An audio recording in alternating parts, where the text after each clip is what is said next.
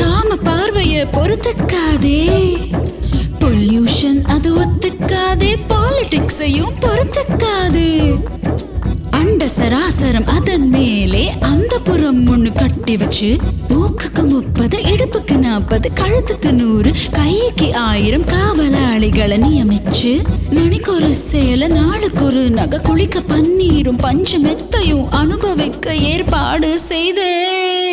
நியாயம் வேணும், எனக்கு நியாயம் வேணும் ஆண்டவா, நியாயம் வேணும் ஆண்டவா.